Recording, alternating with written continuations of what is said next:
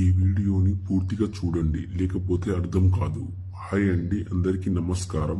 మరుగుమందు ఎలా తయారు చేస్తారో, అసలు ఈ మరుగుమందు నిజమా కాదా, దీనివల్ల ఉపయోగాలు ఏంటి ఈ వీడియోలో తెలుసుకుందామండి.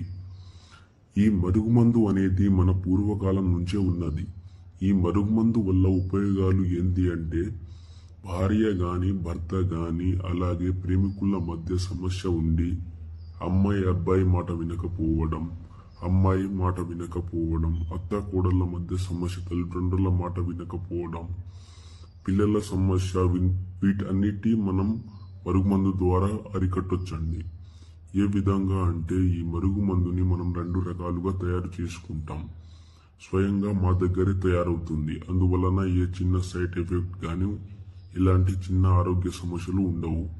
ఈ మరుగుమందుని ఒకటి పసరు రూపంలో తయారు చేస్తాము, రెండవది వచ్చేసి పౌడర్ రూపంలో తయారు చేస్తాము.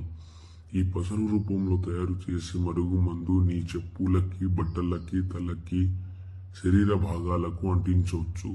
ఇది రాయటం వలన ఎంతటి కఠినమైన మనుషులైనా సరే మన మాట వినేలాగా ఉంటారు. అదేవిధంగా పౌడర్ రూపంలో తయారు చేసిన మరుగుమందు మనం తినే తాగే పదార్థంలో పెట్టవచ్చు. Chicken, mutton, juice, tiffin, cool drinks ఏదైనా సరే మనం తినే తాగే పదార్థంలో పెట్టొచ్చండి.